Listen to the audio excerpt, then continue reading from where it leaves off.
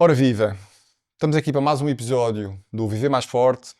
Hoje temos uma grande convidada que se chama Inês Veiga. Bem-vinda, Inês. Obrigada, Pedro. O meu nome é Pedro Correia e hoje vamos falar sobre a saúde da mulher.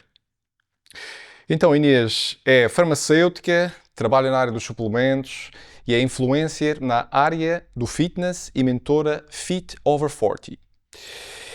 Então, antes de chegarmos propriamente aqui à saúde da mulher, terapia de reposição hormonal, estilo de vida, hábitos saudáveis, eu gostava de abordar um bocadinho como é que foi a tua infância, as tuas origens, as tuas motivações até te tornares farmacêutica e se a Inês, que é neste momento uma defensora daquilo que é um estilo de vida saudável, se já o era no passado ou a partir de quando é que começou neste meio. Oh, Pedro, olha, antes de mais, muito obrigada aqui pelo convite.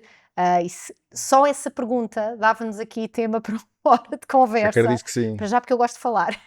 E depois porque, de facto, o percurso é longo e não posso de todo dizer que sempre fui uma defensora de um estilo de vida saudável, também nunca fiz grandes disparates, mas eu era uma criança que detestava fazer atividade física. Aliás, eu posso dizer, eu era uma nódoa em educação física, era aquela aluna, muito boa aluna a todas as disciplinas, com exceção de educação física, em que os professores só não me davam negativa para não ficar mal no meu painel de notas. Portanto, eu era muito magrinha, sempre fui magra, e eu acho que isso sempre também jogou um bocadinho a meu favor, não é?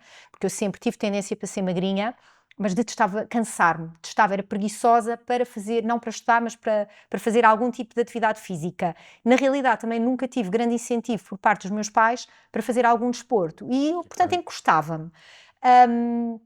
A nível da alimentação também não era brilhante, primeiro porque mais pequenina, eu não gostava de todo de comer, e depois na adolescência comecei a ganhar apetite, só comia porcaria e continuava magra.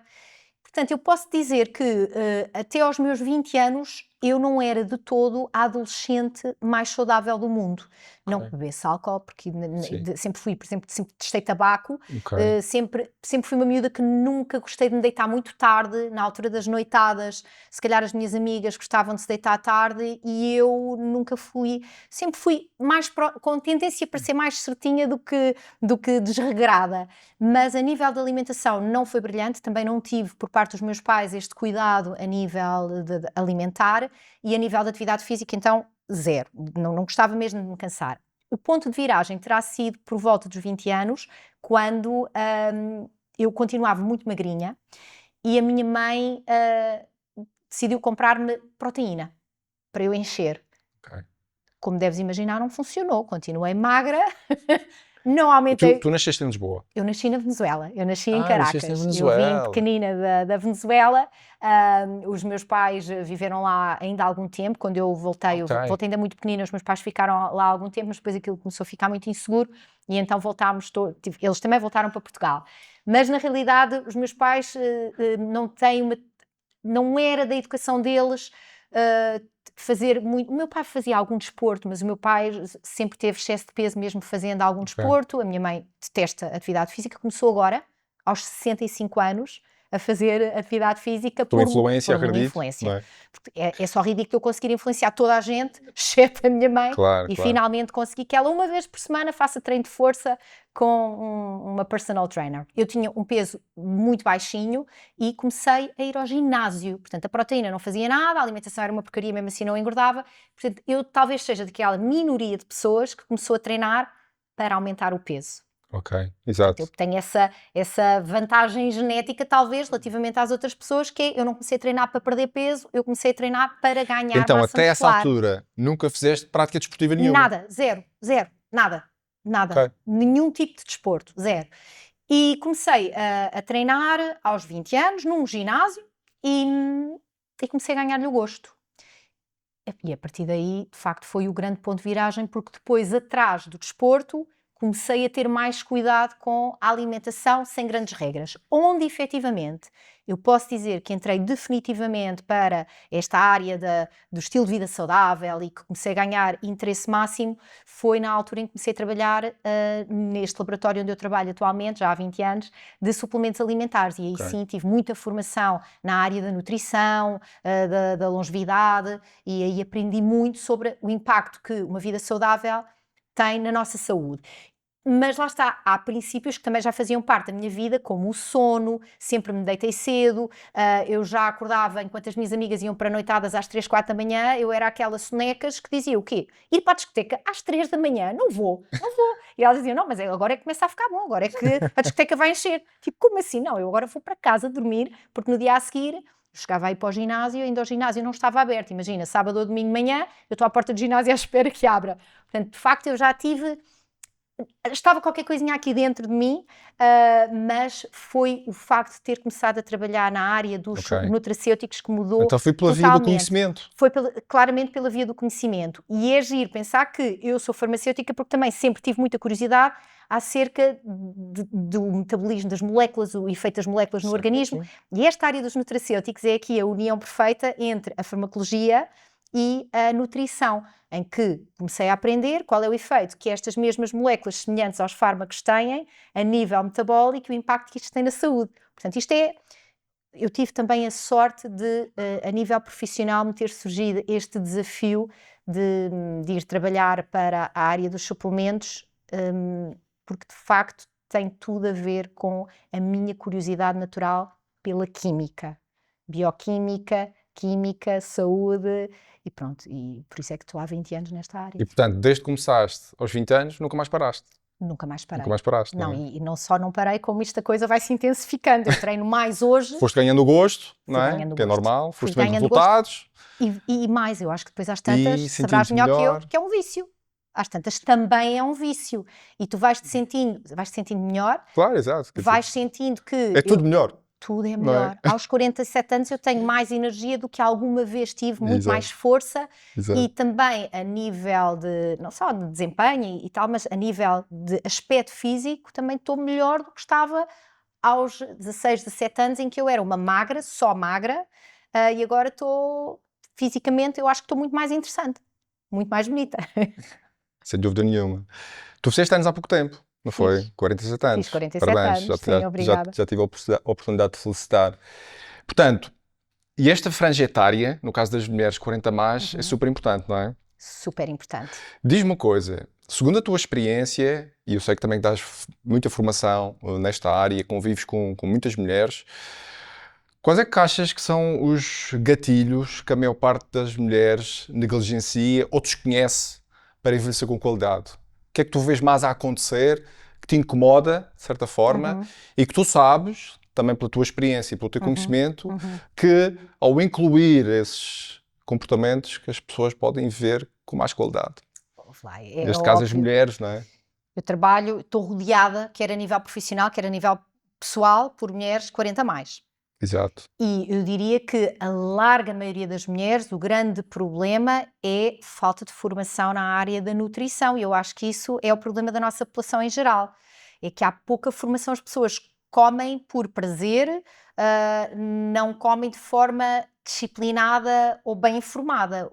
O ato de comer é um ato biológico, mas tem que ser um ato responsável. E as pessoas não pensam nisso. Eu estou a comer, isto é um ato de grande responsabilidade para com o meu corpo. Portanto, eu acho que o primeiro problema é a alimentação.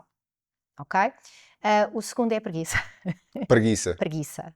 Isto é um problema que assiste o ser humano desde pequenino, e eu tenho uma filha de 13 anos, e eu vejo isso, o comportamento em relação à comida é, não sabe, não é uma alimentação, não é um ato informado, e no caso da minha, que tem toda a informação do lado dela, ela até podia fazer uma alimentação bem informada, mas não quer saber.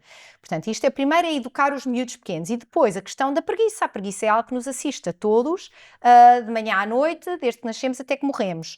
E eu acho que se houvesse mais formação sobre o impacto que a educação física tem na saúde e que a alimentação tem logo nos miúdos desde pequeninos, não chegávamos aos 40 anos com mulheres que nunca fizeram atividade física e depois dizem, nunca fez, não é agora que vai começar. Não, é agora, Exato. nunca fez, então agora tem mesmo que começar. Portanto, nós temos ali uma janela de oportunidade, desde que nascemos, desde que somos crianças, até aos 40 anos, para conseguirmos tornar o exercício físico num vício, uma necessidade. Como é que eu saio de casa sem lavar os dentes?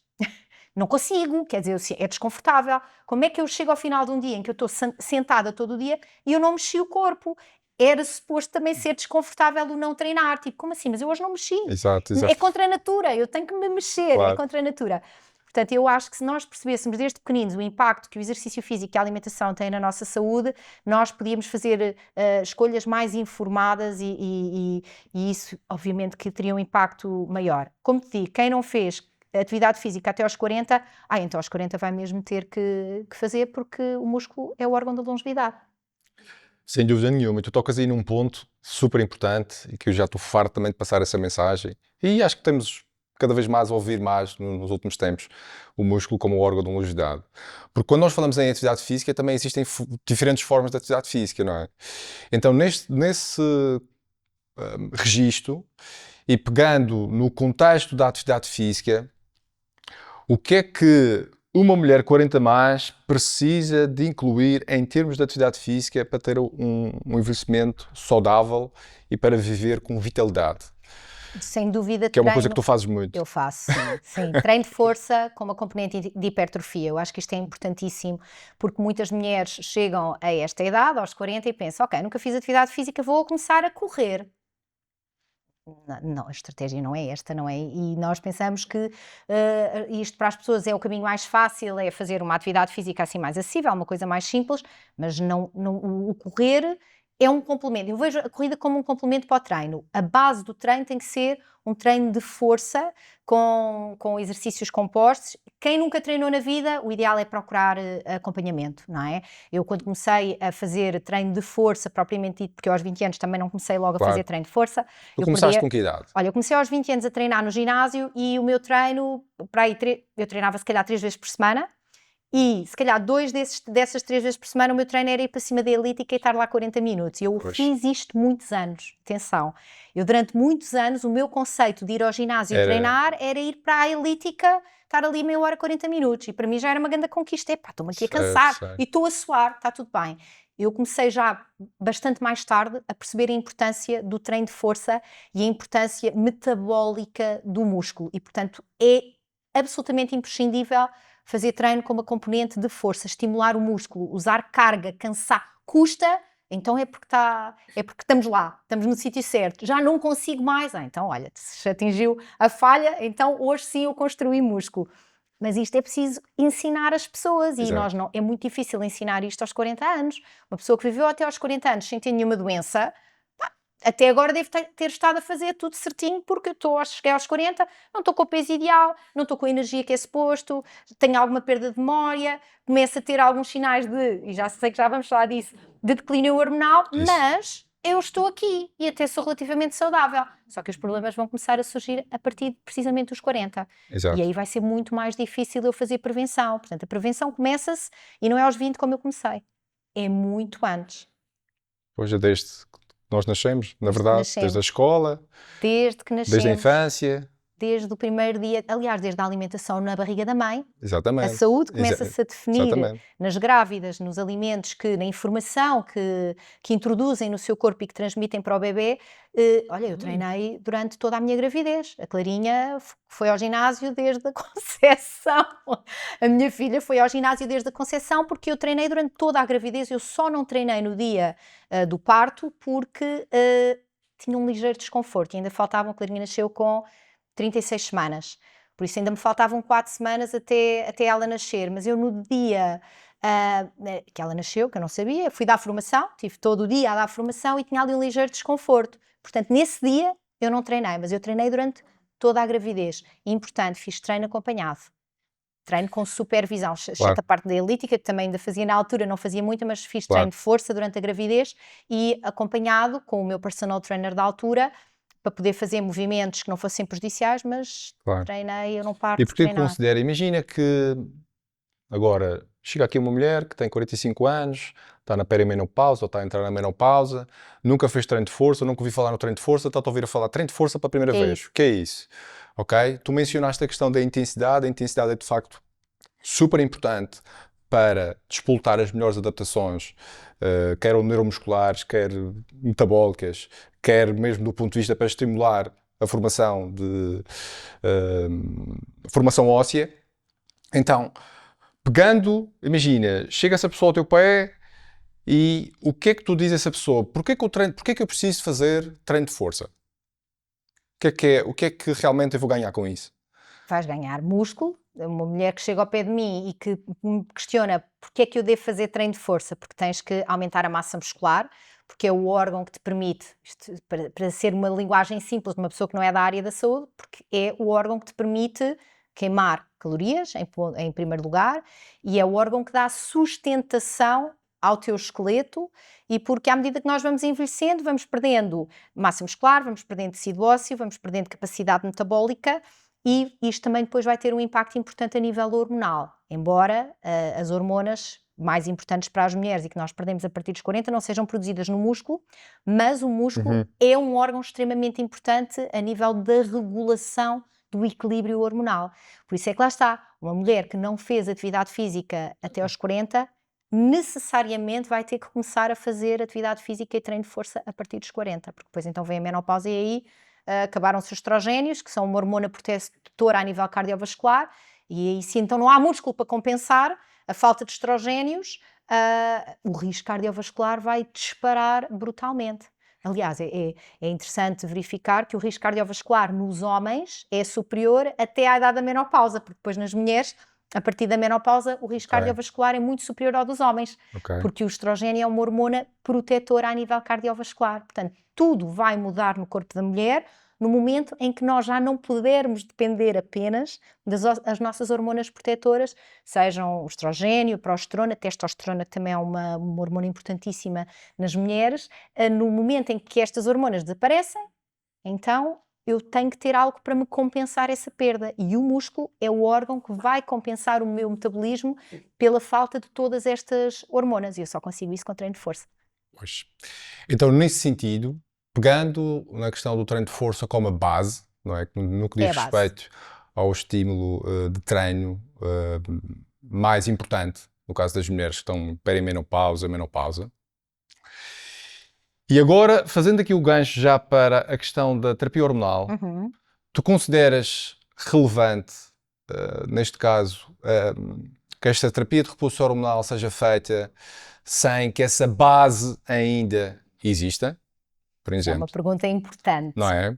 Porque as pessoas querem sempre os atalhos. Tu há bocadinho falaste na preguiça, não é? Sim, sim, sim. E é mais fácil eu tomar um comprimido, Claro. não é? Do que encetar algum comportamento que vai exigir esforço Claro, físico, não é? claro. E esforço mental. E vai gerar fadiga, energia, Sim. todas essas coisas. E, portanto, a minha pergunta é: faz sentido fazer essa terapia de repouso hormonal na base de um estilo de vida ainda pouco saudável? Porque eu acho que isso acontece Sim, com muitas pessoas. é uma pergunta complexa, É complexo, é complexo. mas é muito interessante, porque eu acho que a reposição hormonal tem lugar como um complemento e não como a base, como é evidente. Ou seja, eu tenho que fazer uma alimentação saudável, eu tenho que tentar todas as estratégias antes de entrar na modulação hormonal, mas eu também não posso ir ao extremo de dizer uma mulher que não faz atividade física e não faz uma alimentação saudável, porque depois há aqui muitos níveis. Eu posso fazer uma alimentação saudável, não fumo, tenho comportamentos, faço uma ótima gestão de stress, faço yoga, faço uma alimentação plant-based, tudo certinho, mas não faço treino de força. Então não posso fazer a modulação hormonal. Eu diria que uma mulher que faz tudo certinho, mas não faz treino de força, mas tem um peso saudável, não tem nenhum fator de risco cardiovascular, não tem risco de cancro da mama, enfim. Depois de eliminares todos estes fatores, ok, aquela mulher não faz tudo certinho, mas faz quase tudo certinho, Sim. tem indicação para fazer modulação hormonal. Uma mulher que é uma bomba relógio, porque faz tudo errado, fuma, bebe álcool, a alimentação desregrada, é obesa, não trai... Essa não faz modulação hormonal. Mas entre um cenário e o cenário da mulher que faz Claro, tudo estamos certinho, e aqui. treino de Sim, força sim, sim. e faz aeróbico e faz crossfit e faz 30 por uma linha, só essa é que tem direito à modulação hormonal. Também não é bem assim, Sim, portanto há claro. toda Sim, não pode haver dois individualização. extremos, Não não é? pode haver dois Como é extremos. Eu óbvio. acho que o mais importante é percebermos que, de facto, a terapia de reposição hormonal é uma estratégia hoje em dia acessível e que comprovadamente segura para a maioria das mulheres, isto também é importante dar nota disto, é segura na maioria das mulheres, não é segura em todas as mulheres, é uma intervenção que tem que ser feita com controle médico, obviamente, a mulher tem que fazer as análises, fazer uma avaliação. É muito importante a janela temporal em que se introduz esta modulação hormonal. Nunca se faz uma modulação hormonal uma mulher que já está na menopausa há 10 anos ou há 15 anos. E isso não se faz. Portanto, sabemos que há ali uma janela temporal para se iniciar a modulação hormonal, mas primeiro vamos afinar todos os outros pilares. Vamos quase usar, olha, como os suplementos alimentares, eu vou quase usar o suplemento alimentar e as hormonas como quase um prémio para a mulher que consegue afinar os outros pilares mais essenciais. Portanto, eu acho que tem que ser muito por aí. A modulação hormonal é importante, porque nós hoje em dia, de facto, temos esta estratégia ao nosso alcance para contrabalançar aquilo que o organismo já não consegue fazer. Agora, muita da compensação que nós fazemos no nosso organismo parte da nossa força de vontade, como o exercício físico, como a alimentação. Eu primeiro tenho que fazer a minha parte, como eu como uma pessoa individual, tenho que tomar as minhas decisões e tenho que combater a preguiça e tenho que comer bem. Olha, eu não gosto de comer vegetais. Mas eu não gosto, mas a minha microbiota precisa de vegetais. Portanto, eu primeiro faço a minha parte e depois posso recorrer ao suplemento alimentar ou às estratégias farmacológicas ou hormonas, o que seja, como um complemento para eu conseguir atingir uma finalidade que é uma longevidade mais saudável. Portanto, isto são tudo ferramentas que estão ao nosso alcance, algumas mais dependentes da nossa força de vontade e do nosso conhecimento e da nossa disciplina, e outras que estão dependentes de uma orientação por um profissional de saúde, seja suplementação, seja terapêutica farmacológica, hormonal ou outra, que também me podem ajudar neste objetivo global. Agora, cada mulher é um caso, não pode haver Claro. generalizações, e duas mulheres com a mesma idade, com o mesmo perfil, mesmo neste caso eu posso ter que Claro, individualizar a claro, estratégia, quer a nível de reposição hormonal, quer a nível de suplementação. claro.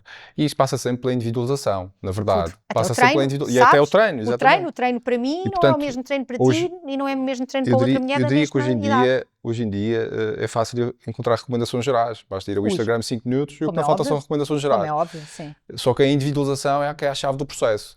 E eu vejo que ainda há muitas pessoas que andam à procura de dicas, não é? Sim. Quando aquilo que interessa são recomendações específicas para o meu contexto, para a minha situação. Então, quando é que tu achas que as mulheres deveriam começar a avaliar o seu perfil hormonal no sentido de fazer terapia de reposição hormonal para terem um envelhecimento saudável e verem com melhor qualidade? E quando é que não vale a pena? Ok. Então, eu diria que uma mulher a partir dos 35 anos tem que vigiar as suas hormonas. Tem que, aliás, nós devemos, obviamente, a vigilância na nossa saúde é sempre, mas a partir dos 35 anos, a mulher tem que perceber que ou já iniciou ou brevemente vai iniciar o declínio, o chamado declínio hormonal. Certo. Que isto vai acontecer a partir dos 35, 40 anos. Portanto, nós temos o nosso expoente máximo hormonal aos 20 anos, 20, 30, depois entra a altura dos filhos, normalmente, a idade mais fértil, e depois, a partir dos 35, começamos no declínio hormonal. Algumas mulheres mais rápido, lá está, cada mulher é uma pessoa individual, em algumas mulheres, se calhar, começam logo aos 35, pode haver umas que até começam antes e outras depois, mas a partir dos 35 anos a mulher tem que estar atenta às alterações hormonais e deve fazer análises. Agora, é importante também perceber o seguinte, que às vezes as análises estão bem, aquela mulher tem um painel hormonal espetacular, mas a própria mulher não se sente bem.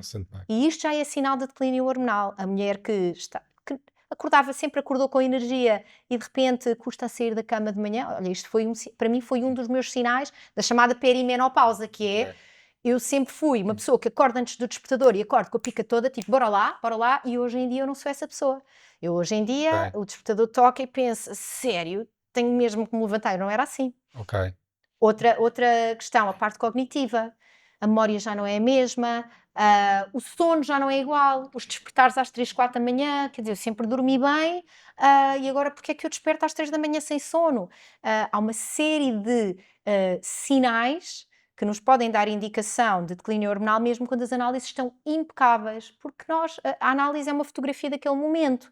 Eu posso ter um ciclo em que as minhas hormonas estão ótimas, mas no ciclo seguinte já não estão. E isto acontece na perimenopausa, que começa a haver este declínio hormonal, cada mês é diferente do outro, e isso também justifica porque é que há ciclos mais longos, ciclos mais curtos. E as mulheres fazem uma análise naquele dia, mas não estão todos os meses e nem estão todos os dias do ciclo a fazer. É complexo. Esta avaliação é complexa. Portanto, eu diria que 35, 40 é a idade para começarmos a pensar: estou a entrar em declínio hormonal. Tenho que começar a vigiar não só a parte analítica, ou seja, fazer análise ao sangue, mas também tenho que estar atenta à minha saúde de uma forma geral. Quando é que deixa de fazer sentido fazer análises hormonais? Na realidade, nunca deixa de fazer sentido, especialmente uma mulher que faça modulação hormonal. Mas este é antes da menopausa, portanto, a menopausa é definida pela ausência de período menstrual há um ano. Portanto, uma mulher que não tem um período há um ano, ok, entrei na menopausa. Nessa idade ainda é perfeitamente legítimo continuar a fazer modulação hormonal e nessa idade até já deveria ter começado a fazer uma ligeira, que isto é outro conceito que as pessoas acham que a reposição hormonal faz-se, muitas pessoas acham que é depois da menopausa, porque a menopausa assinala o fim do período fértil, então agora vou começar a fazer reposição hormonal. Não. Devo começar a fazer quando entra em declínio. Para quê? Também para estimular os receptores. Certo. Porque se as hormonas caem, as células deixam de expressar receptores para as hormonas. E até porque é importante também saber os valores basais. E também é importante para eu conhecer. Ora, se eu tiver um os histórico... valores iniciais, não é? Se eu tiver um histórico de como é que é o meu painel hormonal há uns anos atrás, há 10 ou 20 anos atrás, eu ali vou ter noção que isto não é o meu painel hormonal normal. Mas não é, eu diria que a introdução da modulação hormonal, iniciar, só faz sentido nos primeiros 10 anos após a menopausa. Portanto, uma mulher que entrou em menopausa e que já passaram 15 anos, imagina, uma mulher com 65 anos, que entrou em menopausa aos 50 e nunca fez reposição hormonal, não deve fazer reposição hormonal, até porque já não tem os receptores das células. Eles deixaram de ser estimulados, as células disseram, ok, já não há hormonas, já não vou expressar mais receptores. E, portanto, isso aí os estudos mostram que neste caso há riscos. Há mesmo risco, não é? Há mesmo risco. Portanto, a janela de oportunidade é até aos 10 anos após a menopausa. Por isso faz sentido a mulher vigiar o seu painel hormonal e ver como é que está e eventualmente introduzir a modulação hormonal nessa fase. Mas a minha recomendação é começar a vigiar muito mais cedo para eu poder fazer uma introdução gradual das hormonas, eu fazer, obviamente, com aconselhamento médico. Isto é importante que fique claro. A questão do aconselhamento médico. Portanto, com aconselhamento do meu médico, iniciar antes até de entrar na menopausa, para que depois tudo seja mais suave, que é isso no fundo que nós queremos, é que estas alterações não sejam abruptas, que sejam mais suaves e para aligeirar o efeito da menopausa na saúde e e acredito no teu caso, tu já fazes a terapia de reposição hormonal há muitos anos, sim. E tu começaste a fazer com essa idade ou foi depois? Comecei a fazer um bocadinho os 35 antes. a 40 anos? Olha, deixa-me pensar. Então, se eu fiz 47, eu comecei a fazer por volta dos 37 anos. Ok. Com então, a minha médica gineco. Eu tive muita sorte. Começaste na idade certa. Muita sorte. Eu sou acompanhada por uma ginecologista que terá sido uma das pioneiras nesta área da longevidade saudável, do smart aging, da modulação hormonal. E por isso, logo quando eu comecei a ser acompanhada por ela, ela começou-me a falar da modulação hormonal e eu na altura tinha 37 anos, portanto há 10 anos atrás que eu comecei a fazer, mas até te posso dizer que na altura não me dei muito bem. E depois chegámos à conclusão em conjunto que aquilo não estava a funcionar para mim, que se calhar era prematuro. Portanto, houve ali uma pausa para aí 1 ou 2 anos e talvez aos 40 tenha começado de forma mais consistente, mas atenção, estamos a falar de microdoses. Eu faço doses muito baixinhas de estrogênio. Aliás, o estrogênio só faço aplicação tópica, não faço sistémica. A progesterona também só faço numa determinada altura do ciclo. E a testosterona faço uma dose micro, uma vez por semana, e um cremezinho, tipo, tudo, uma dose muito suave, porque na realidade, para mim, é suficiente para eu ter energia, porque também já faço muita coisa certinha. Uma coisa é certa, eu tenho energia para treinar, eu tenho força, eu consigo fazer treinos 5 vezes por semana e tenho energia para os treinos todos, portanto, está tudo bem. A tal energia de manhã, quando sai da cama, já não é a mesma. E atenção, faço muita suplementação, Q10, nada mais booster, faço essa coisa toda e mesmo assim a energia já não é a mesma. mas possivelmente a energia nunca mais vai voltar a ser a mesma. Se calhar porque também o meu cortisol já não é como há 15 anos atrás, que eu acordava já com o meu cortisol lá em cima, e hoje em dia tenho outra tranquilidade. Aos 47 anos também tudo já é mais leve, a minha filha já é mais crescida e, portanto, se calhar também já não acordo com aquela pica toda, aquele fogo todo de vamos lá, tenho um dia pela frente, vamos fazer coisas. Agora não. Se calhar a vida também já é mais leve e, portanto, isso tudo influencia, obviamente. Olha, e tu quando começaste a fazer essa vigilância hormonal, com 37 anos, tu começaste a fazer porque estavas a ter alguns sintomas? Não, já? de todo, como te digo, não. Ou não, foi só mesmo só porque prevenção?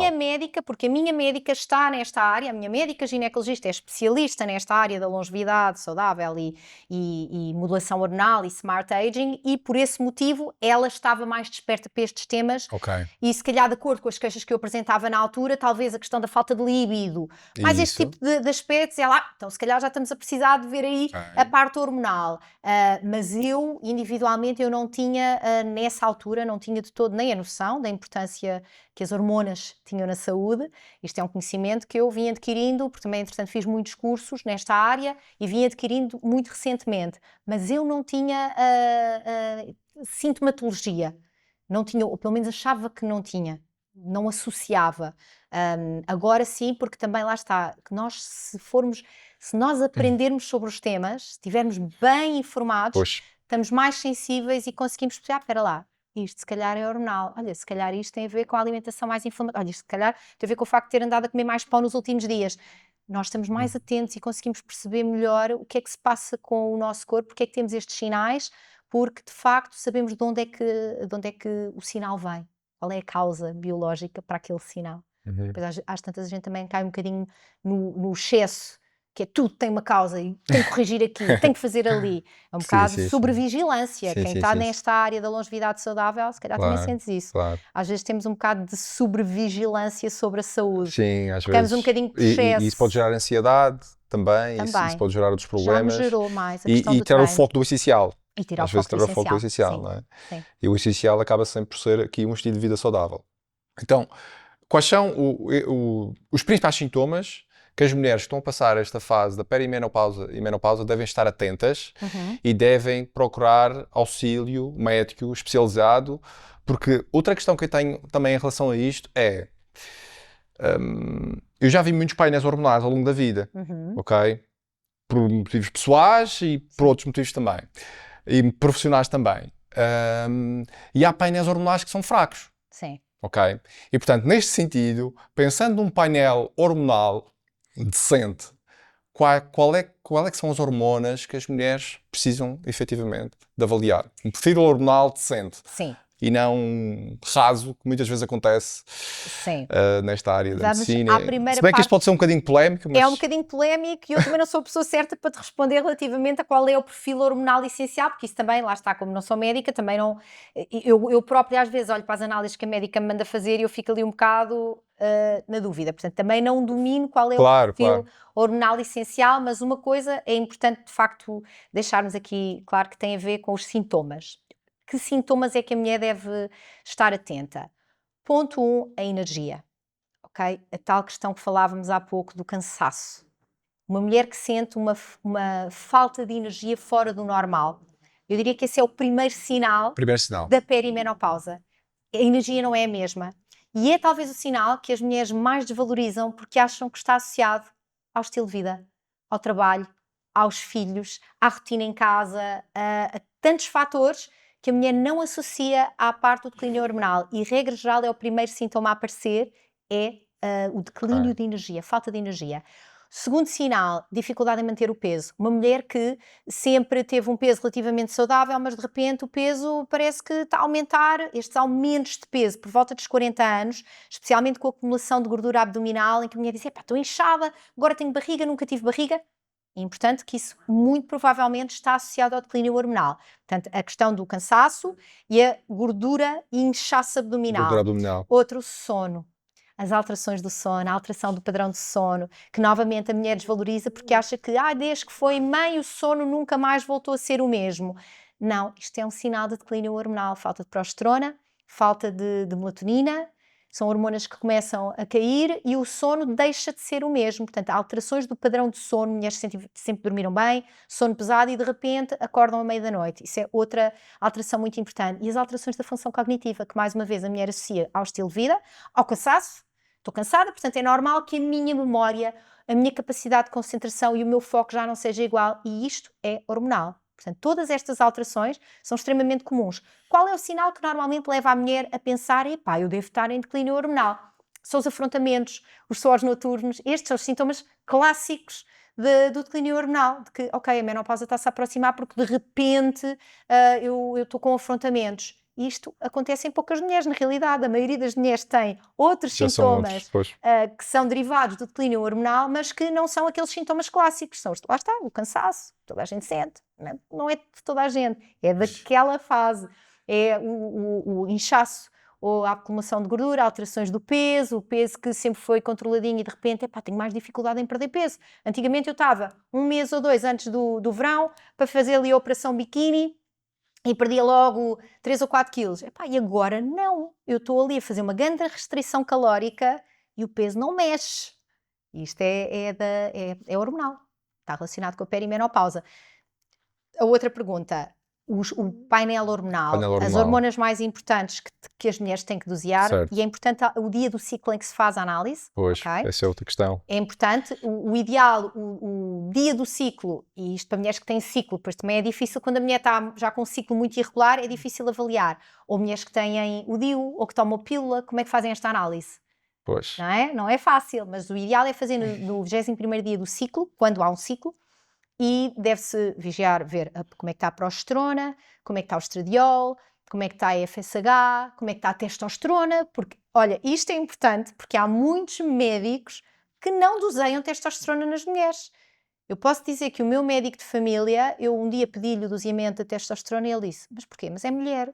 E eu pensei, a sério, a testosterona, Isso é em grave. termos absolutos, é a hormona mais abundante na mulher. Essa é uma Nós questão temos mais, em termos absolutos, temos mais do testosterona que estrogênio. do que estrogênio. Exato, E, no exato. entanto, para um médico que não percebe nada desta área da modulação hormonal, acha um absurdo, mas porquê é que eu te vou dosear a Sim. testosterona se tu és mulher?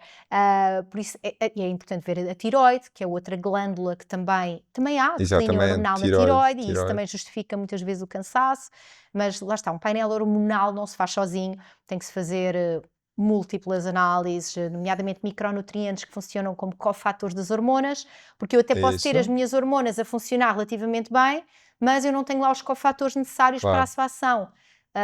Porque é que uma testosterona está baixa, porque é que uma tiroide está baixa, às vezes é falta de zinco. É tudo Selénio complexo. também, Selénio não é? também, super importante para a conversão da T4 em T3. Portanto, nós somos Vitamina metabolicamente D, a muito testosterona, estamos aqui vitamina também a D, lembrar, não é? eu sei que tens essa pergunta aí reservada para mim. Quais são os Suplementos, a suplementos gente vai que chegar lá. já lá vamos, porque a vitamina D é uma hormona Crucial, exato. absolutamente essencial e que a maioria da população tem déficit. E depois vai ter um Exato. impacto negativo a nível muscular, a nível cognitivo, e especialmente nas mulheres. Muito bem. Olha, no que diz respeito aqui aos pilares para um estilo de vida saudável, tu já tocaste aí em vários, não é? Treino, exercício, sono. Podíamos falar de jejum. O jejum é outro, pode ser outro também. Quais são aqueles, imagina, que tu consideras centrais, e se tu tivesses que estabelecer uma ordem de prioridades, uma hierarquia, quais seriam? Isso é difícil Essa é fazer uma difícil, hierarquia. Uma hierarquia. Então, olha, O que é que tu priorizavas? Tipo, O 1, sono. 2, 3, sono. 4, O 5. sono. O Sono em eu primeiro lugar. Lá está, mesmo quando eu não era a pessoa mais saudável do mundo em termos de hábitos, eu sempre tive isso a meu favor, que é bons horários, rotinas e bons horários. Isto é o princípio de Isso. tudo para mim. Isso. É o não ir deitar muito tarde.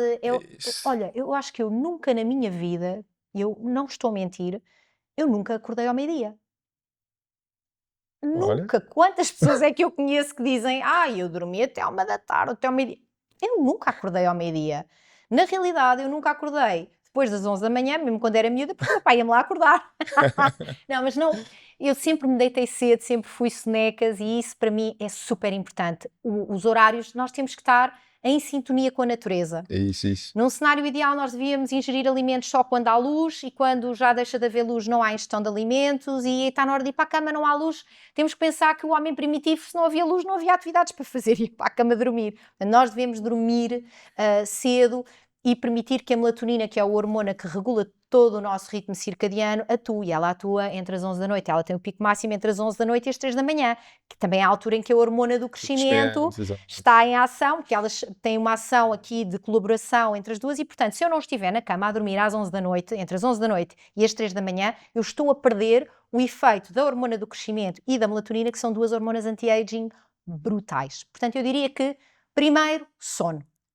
Okay? Pessoas que ficam horas e horas sono agarradas. E envolve ir para a cama cedo, não é? Para a cama cedo, ou seja, exatamente, sono, a higiene do sono, que é uma coisa que se fala ir pouco. Para a cama cedo, às evitar vezes. tecnologias à noite. Em minha casa à noite, olha, isto é uma dica importante. Em minha casa à noite, ninguém fala mais alto que isto. Na minha casa, depois do jantar, este é o volume máximo. Ninguém fala mais alto que isto. Não há luzes horrorosas destas. Claro. Em minha casa à noite há luz indireta, muito pouca luz amarelinha indireta. A luz amarelinha, exato. Falamos baixinho. Baixinha, não é? Assim, também. tudo baixo. Exato, a luz baixinha. Aquilo que eu não posso dizer que se faz é não há mais telemóveis a seguir ao jantar, que é uma coisa que eu estou a trabalhar nisso, mas não é fácil, ok? Pois. Isso é um aspecto a melhorar, porque todos nós temos Todos aspectos nós temos a melhorar. aspectos a melhorar. Mas sim, a questão da tranquilidade em casa e tal, e às 10 da noite eu já não sou um ser humano aceitável, porque eu às 10 da noite estou já mais para lá do que para cá, portanto não há grandes, nem desafios intelectuais nem nada, porque a partir das 10 da noite eu não funciono, e portanto às 10h30 normalmente estou na cama. Assim, num dia na loucura, sou capaz de ficar acordada numa sexta-feira até à meia-noite, mas pronto, isto é raríssimo. A loucura. É a loucura, deitei-me à meia-noite, é a loucura. Também faço de vez em quando umas saídas à noite, que as minhas amigas já sabem que o meu sair à noite é até à 1h da manhã. Ok. E aí, pronto, perdi a cabeça. Pronto. Sim, certo. Mas sim, eu acho que o sono é o primeiro. O segundo, sem dúvida, que é a alimentação. Ok, mas acho que não vale a pena eu aqui como farmacêutica estar a falar de grandes questões alimentares. Há uma coisa sim que é importante, que é...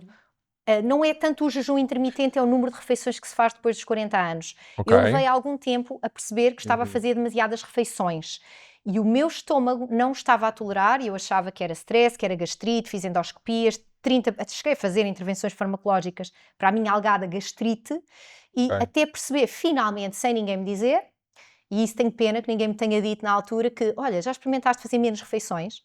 Se calhar se fizeres menos refeições... E fazias 5, 6 refeições por dia? Eu fazia 4 refeições por dia, que era pequeno almoço, comia à 1h30, não, fazia 5. Pequeno almoço, 1h30, almoço, lanche e jantar. Pois. Não, depois passei para 4 e hoje em dia percebi que para mim são as 3 refeições.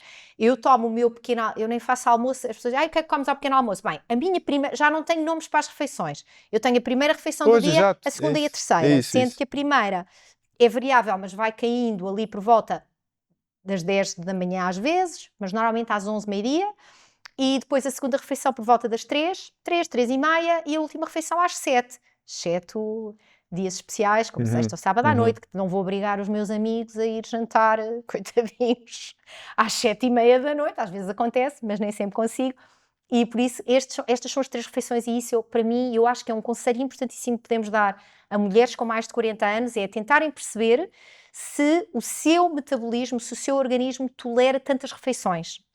Mais do que a questão do jejum intermitente, que sim é importante, há benefícios, é quantas refeições é que eu faço por dia e em que horário. Porque a minha última refeição é às 7 da noite. 7, 7h30 mais tardar, e depois só consumo alimentos no dia a seguir por volta das 11. Eu já não consigo comer. Olha, há muitas pessoas... Já fazes jejum intermitente? Já faço completamente. Todos os dias. E eu faço isto todos os dias. Muito rápido fazer jejum, é muito raro, aliás, fazer jejuns muito prolongados. Mas eu era a pessoa, porque muita gente me diz, eu era incapaz de fazer jejum intermitente porque eu acordo cheia de fome, é impossível. Eu acordo de manhã e já estou com fome. Eu já fui essa pessoa. Eu acordava de manhã, eu estava no banho, a tomar banho e já com fome, já o estômago a doer. Hoje em dia, para mim, era impensável comer nas primeiras 2 horas depois de acordar. Sou incapaz. Não consigo pôr alimentos no sistema. E eu não era assim. Isto é algo que mudou talvez nos últimos 4 anos. Talvez tenha sido nos últimos 4 anos que eu comecei a ler mais sobre o jejum intermitente e a adiar a refeição da manhã e perceber, epá, espera lá, mas isto para mim a nível digestivo funciona muito melhor. Demoro muito menos tempo a fazer a digestão, não fico mal disposta, mesmo a nível intestinal, a questão do inchaço funciona muito melhor. E a única coisa que eu fiz foi menos refeições. O organismo já chega a uma idade em que parece que não consegue processar tanta. É que está sempre a funcionar. Nós temos que pensar que o ato de comer é um ato altamente agressivo para o aparelho digestivo e para o sistema imunitário. Porque eu, de repente, estou ali outra vez a trabalhar. O aparelho digestivo, a partir de uma certa idade, já não quer trabalhar tanto. Já não quer trabalhar tanto, dá menos tarefas, vamos só 3 tarefas por dia. Já não quer fazer as 5 tarefas, só quer trabalhar 3 vezes por dia. Portanto, isto pode ser um conselho importante, o número de refeições, não só a questão das regras da alimentação, plant-based, Certo, etc. certo. Podemos falar aqui da ingestão de proteína, super importante para quem faz treino de força. Pois é. Mas nós estamos aqui, primeiro, sono, não é? O primeiro pilar. Sono, nutrição. Nutrição, exercício físico, super importante, com uma componente de força. E depois a suplementação. Obviamente que também nós não podemos pensar que a alimentação nos fornece Sim, exato. tudo o que nós precisamos. Até porque os alimentos têm pior qualidade hoje em dia, não é? A gente já sabe Exatamente. disso. E porque quando nós já estamos a falar nesta matéria da longevidade saudável, temos que pensar numa perspectiva de otimização metabólica. Certo, certo. E eu já não estou preocupada em fazer o básico, eu já quero ir um passo além. E o passo além pode passar não só pela modulação hormonal, mas passa necessariamente pela suplementação. Okay? Suplementação é a única forma que eu tenho de otimizar o meu metabolismo. Eu não quero ter níveis ok de vitamina D, eu quero ter níveis ótimos. Isso. Porque eu preciso, na minha idade, se eu não tiver níveis ótimos de vitamina D, pá, de que é que me adianta fazer treino de força? Eu não tenho lá um elemento importantíssimo para a construção de músculo. Uhum. Eu preciso ter um magnésio ótimo, eu preciso ter o selênio ótimo, a vitamina D, eu preciso ter um Q10 ótimo, uma B12. Quem come pouca carne vermelha, eu quase não como carne vermelha. Então e a B12? Pois onde é que eu a vou buscar? Pois. Sem B12 a minha função cognitiva vai ao ar, a minha capacidade de pôr oxigênio na minha massa muscular também vai ao ar. Eu preciso de quê? De uma ferritina otimizada e de uma B12 otimizada para a minha hemoglobina conseguir transportar oxigênio para o músculo. Portanto, nós somos muito complexos e há aqui uma série de fatores que podem influenciar a nossa saúde e uma longevidade saudável. Pois é. Quando ali naquele assunto do jejum, vamos um bocadinho mais fundo nessa questão, porque a privação energética pode ser um problema também para as mulheres. Pode, não é? pode. E pode disputar a menorreia, inclusivamente, não é? Que acho que é um dos problemas principais. As mulheres entram em privação energética, não necessariamente através de jejum, mas comendo pouco, que existe. Acho que às vezes A existe. restrição calórica pode Existe. sempre conduzir tudo o que é excessivo. E o treino em excesso. E o treino em excesso. Bidiários, mulheres após os 40, cuidado com o jejum intermitente. Mais vale fazer isto de, eu estou mais preocupada com ingerir os alimentos certos, na quantidade certa, em pelo menos 3 refeições por dia, mas sem grande restrição, a não ser que seja uma mulher, se estivermos a falar de uma mulher que tem que perder peso, tem mesmo que fazer restrição calórica. Claro, Agora, claro. se estivermos a falar de uma mulher que já tem um peso saudável, que já faz alguma restrição calórica e que ainda acrescenta nisso treinos bidiários ou crossfit ou coisas ou Está aeróbics sempre em privação energética. Pá, isso para a mulher depois dos 40 não é o ideal. Pois. E para a mulher antes dos 40 também é importante ver que tipo de restrição calórica fazem em diferentes alturas do ciclo, porque há alturas do ciclo em que não se deve, por exemplo, fazer jejum intermitente. Isto está comprovado. Os homens beneficiam mais do que as mulheres do jejum intermitente. Mas a mulher é mais complexo, não é? Pelas flutuações hormonais. Com as flutuações hormonais, há alturas do ciclo em que não se deve de todo fazer treino de alta intensidade. Também. Há alturas do ciclo em que não se deve fazer treino de alta intensidade e há alturas do ciclo em que não se deve fazer jejum intermitente. Mulher depois dos 40, a coisa ainda fica mais complexa.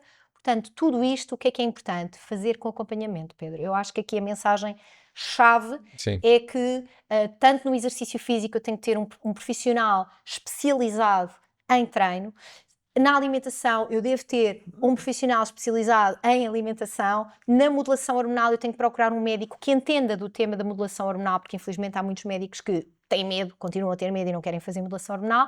E, portanto, a nossa saúde, de uma forma geral, nós podemos ser autodidatas e podemos estudar muito sobre estes temas, mas devemos procurar o aconselhamento junto de quem percebe, para saber que, nesta fase da vida, no teu caso, não deves fazer jejum intermitente. Por exemplo, algo tão simples quanto isto. Olha, né, agora não, vamos evitar fazer treino de alta intensidade. Pois é. Eu, por exemplo, eu tenho-me desafiado imenso para fazer o Irox. Vamos lá fazer um Irox. Eu não vou fazer um Irox. Não é para mim. Não é para mim, certamente não é nesta altura da vida. Não é nesta altura de declínio hormonal que eu vou fazer um Irox. Não é adequado para mim, para a minha idade, não... Quer dizer, se calhar, estou a dizer isto, se calhar daqui a 2 anos estou eu aí a participar no Irox. Sim, Mas há que perceber que, de facto, há coisas que são adequadas para uma determinada idade, um determinado estado de saúde, etc. E isso só Claro. com profissionais de saúde é que podemos saber se de facto é adequado para nós ou não. É verdade. Portanto, temos sono, temos alimentação, temos exercício, vamos aos suplementos. Estamos aos suplementos. Em relação aos suplementos, quais são aqueles que tu consideras essenciais as pessoas monitorizarem, não é? Porque a suplementação também deve ser individualizada, que eu também costumo dizer também. Há muitos suplementos que são bons, está bem? Mas quais são aqueles que eu realmente preciso? E depois como é que eu posso, porque isso às vezes é a parte mais difícil, como é que eu posso monitorizar se aquele suplemento está de facto a gerar o resultado que eu procuro, não é? Sim. Então quais são os suplementos que tu consideras essenciais O suplemento para as mulheres 40 mais? O suplemento que eu considero essencial para mulheres 40 mais, se me dissesses só podes recomendar um, Inês, só vais recomendar um, vitamina D. Sem sombra de dúvida, porque eu até na realidade considero que é importante para a população toda, ok? Porque há um déficit generalizado. Tu trabalhas num ginásio, eu a ti recomendar-te a vitamina D sem te fazer análises, porque estás muito tempo num espaço fechado. Claro que tu dizes, Inês, mas olha, eu todos os dias apanho meia hora de sol, mesmo trabalhando num espaço fechado. Sim, mas no inverno, mesmo apanhando sol, sim. não vais produzir. Portanto, é assim, sem sombra de dúvida, Sim, sim. vitamina D é o primeiro que eu recomendaria. Uma mulher 40 mais tem que fazer suplementação com vitamina D, até pela questão da perda de massa muscular, porque uma das consequências da falta de vitamina D é não só a perda de densidade mineral óssea, que é um problema que depois se vai agravar na fase da menopausa com o declínio de estrogénios, mas também a sarcopénia, que é a perda de massa muscular, que como já tivemos aqui a falar, é o órgão metabólico, é o órgão da longevidade. Portanto, se eu só pudesse recomendar mesmo um, era vitamina D, sem dúvida nenhuma. E a análise é a 25 OHD. A análise é 25 OHD e eu não quero a minha vitamina D a 30. Eu, depois Quais dos são os 40 valores anos, eu ideais? quero a minha vitamina D acima de 50. Eu só fico satisfeita se tiver 50, 60, 70. Se eu tiver abaixo de 50, com mais de 40 anos, eu não vou ficar satisfeita, embora no intervalo de referência e de acordo com as normas da Direção-Geral de Saúde, se está acima de 30, está bem, não está bem. Não está bem. Aliás, não está mal, mas não está ótima. E eu se quero a minha vitamina D ótima, eu quero-a pelo menos acima de 50. Portanto, esse seria assim o meu primeiro suplemento. Ok. Segundo suplemento, que eu também considero que é absolutamente essencial para as mulheres com mais de 40 anos, é o magnésio.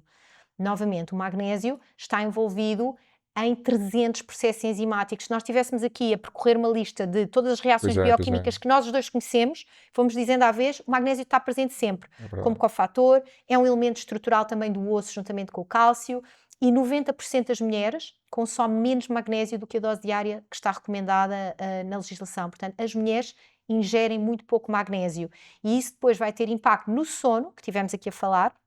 Magnésio é um elemento que atua no nosso cérebro como relaxante a nível dos neurónios e relaxante muscular e, portanto, ajuda-nos a dormir, a tranquilizar, a termos menos irritabilidade. Portanto, magnésio eu diria que é o segundo.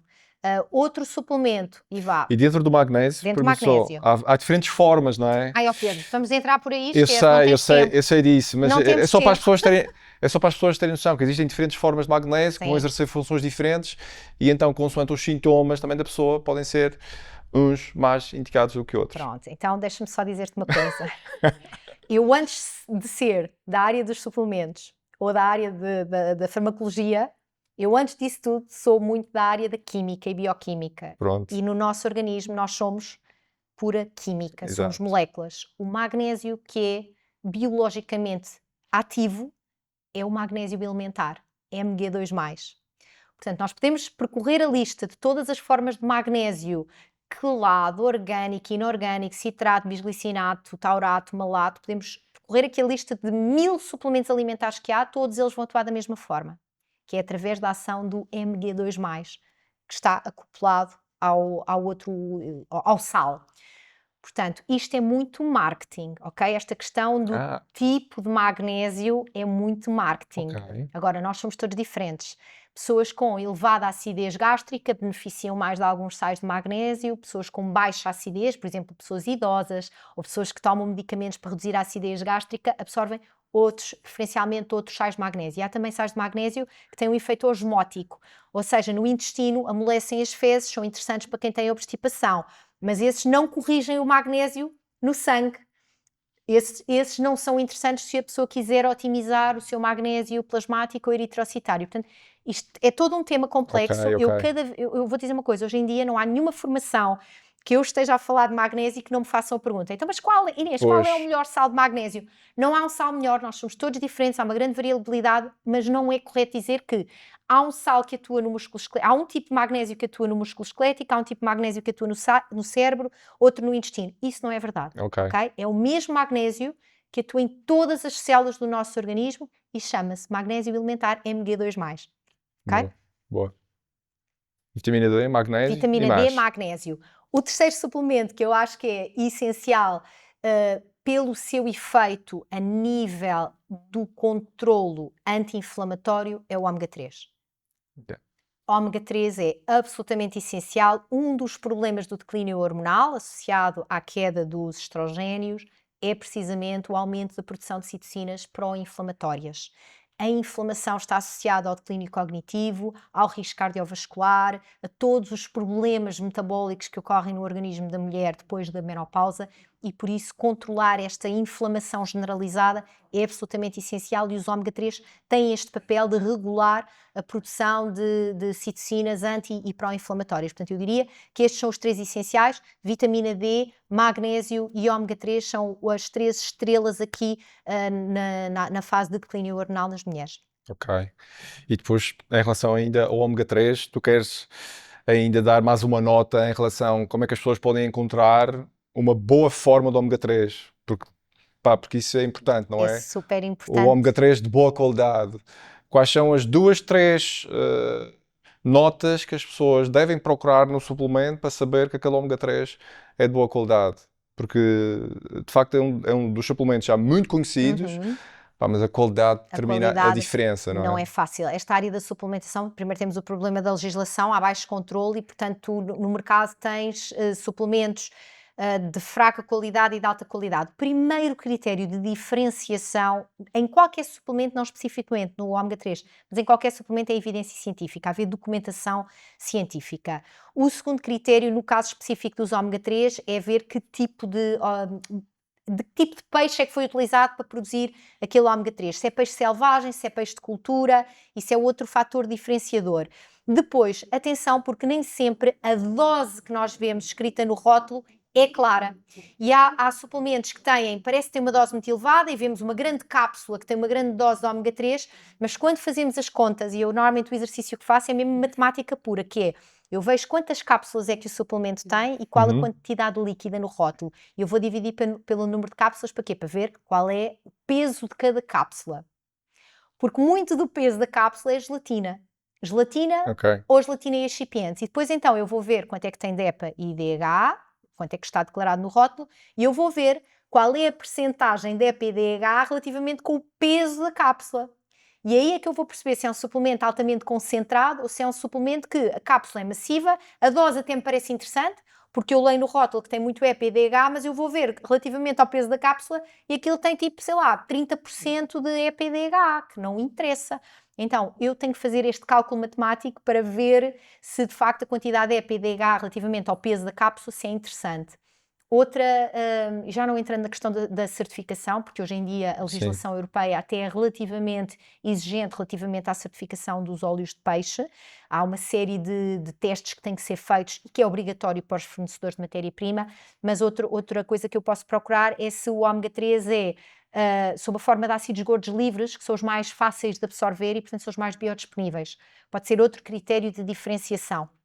Também a questão que forma de óleo de peixe é que o suplemento contém.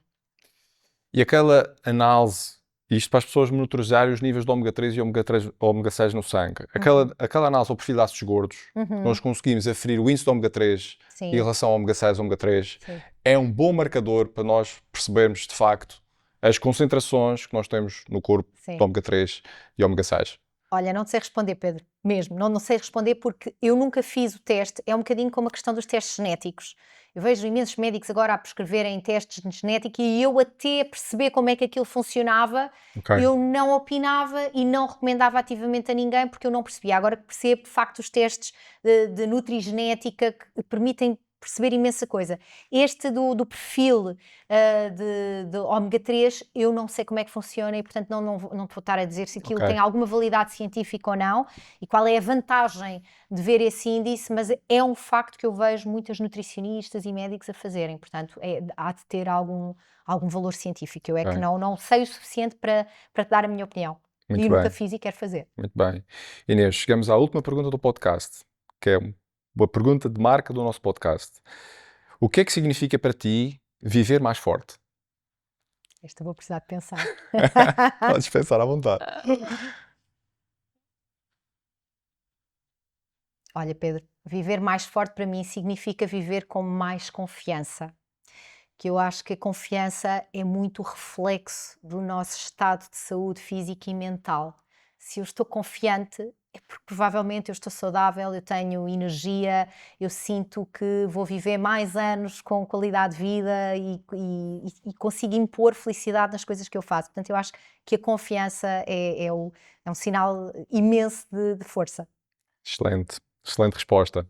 Olha, onde é que as pessoas podem saber mais sobre ti e enviar-te uma mensagem, se querem falar contigo ou saber mais Olha, sobre estes temas, eu para acho que continuar a conversa? Eu acho que a melhor forma das pessoas continuarem conversa ou pelo menos conseguirem acompanhar as coisas que eu faço e eu tento inspirar, especialmente mulheres, a terem um estilo de vida mais saudável, é nas redes sociais, é no Instagram, na minha página Inês MG Veiga. Muito bem, E eu acho que aí tento não ser demasiado. Não dar ali demasiados conselhos muito científicos, não é fácil, porque eu tenho este meu cérebro muito formatado para claro. a parte um bocadinho mais científica, mas eu tento dar exemplo. Eu acho que o mais importante é as pessoas perceberem que, mesmo com o estilo de vida, eu tenho também um horário de trabalho e tenho filhos e tenho uma filha e tenho imensas coisas para fazer e mesmo assim eu consigo encaixar treinos e consigo motivar. Eu moro num condomínio onde tenho vizinhas que temos um grupo de WhatsApp e eu motivo-as a treinar comigo e também gosto de mostrar isso, que nós mulheres conseguimos incentivar-nos umas às outras a ter comportamentos mais saudáveis e o meu objetivo no meu perfil de Instagram é esse mesmo, é motivar mulheres a terem um estilo de vida mais saudável e puxarem umas pelas outras. E já agora também deixo o convite, quem quiser ir treinar comigo, também ficam todas convidadas para Muito se bem, juntar a mim e ir treinar comigo e com as vizinhas no condomínio mais fit de Lisboa. muito bem. Então já sabem, têm que seguir aqui a Inês Veiga no Instagram para começar a treinar e ficar tal como ela está. Portanto, acabamos hoje o episódio. Obrigado a todos pela vossa presença e já sabem, se conhecem alguma mulher que precise de mais saúde e de envelhecer com mais qualidade, nós tocamos aqui em vários tópicos importantes. Portanto, enviem este episódio para ela ou para elas e não se esqueçam também de subscrever o canal. Nós vemo-nos para a próxima. Obrigado.